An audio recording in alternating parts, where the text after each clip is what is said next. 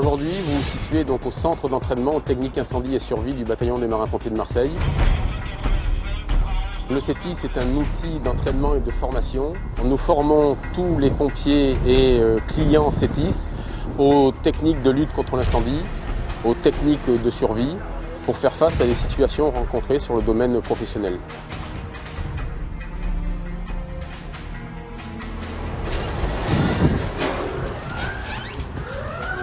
Donc là, nous sommes dans le hall d'accueil du CETIS avec des stagiaires donc, issus du milieu pétrolier qui sont mis en situation et au signal donc, sonore d'alarme vont se diriger vers leur zone de rassemblement afin d'évacuer le site qui a été mis sous alarme. Alors l'exercice consiste à embarquer à bord d'une embarcation de type lifeboat qui permet d'évacuer un site menacé d'explosion ou d'incendie en toute sécurité.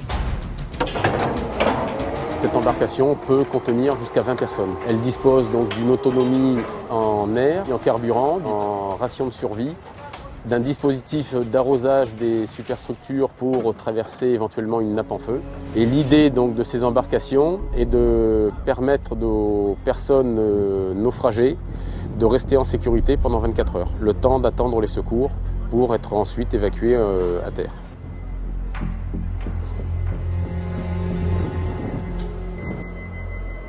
Donc là, nous simulons des feux qui peuvent intervenir sur différents types de navires.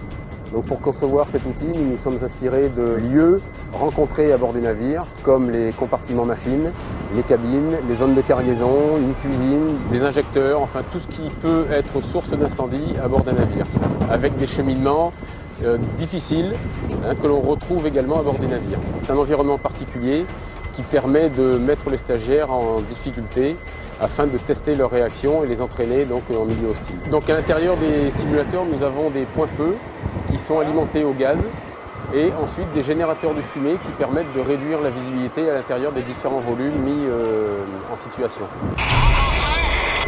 Donc ici, nous sommes dans l'envers du décor, dans toute la partie technique, avec les alimentations en gaz des différents locaux et les générateurs de fumée en partie basse qui permettent de saturer les volumes afin de réduire la visibilité.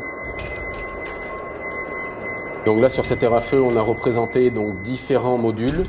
Au premier plan, donc un feu de voiture avec 3 points feu. On peut simuler donc un feu de moteur, un feu d'habitacle ou un feu de réservoir avec fuite de carburant, soit indépendamment, soit en simultané. Ensuite, on a le feu sous parquet, qui est un atelier donc, essentiellement dédié au feu de navire, où là on cherche à valider un geste technique et un travail de coordination au sein du binôme. Je vais vous montrer maintenant notre local appareil respiratoire isolant, où là donc nous fournissons à l'ensemble de nos stagiaires le matériel nécessaire pour la réalisation des exercices. Nous avons des appareils respiratoires isolants à circuit ouvert. L'utilisateur respire un air frais qui permet d'évoluer donc avec un maximum de sécurité dans des zones dangereuses. Voilà, donc nos stagiaires sont équipés de pieds en cap et disposent ainsi d'une protection individuelle optimale. Donc ces tenues de protection individuelle permettent de protéger le pompier jusqu'à des températures de l'ordre de 300 degrés. Donc là, ils font une résistance à la chaleur. Tu es à combien de température comme ça? Je suis à 155, 250 en bas. Et en cas de besoin opérationnel, donc les gars arrêtent la séquence, repartent avec leur camion tout de suite en intervention. Ils continuent à bosser, ils sont toujours opérationnels lorsqu'ils viennent ici.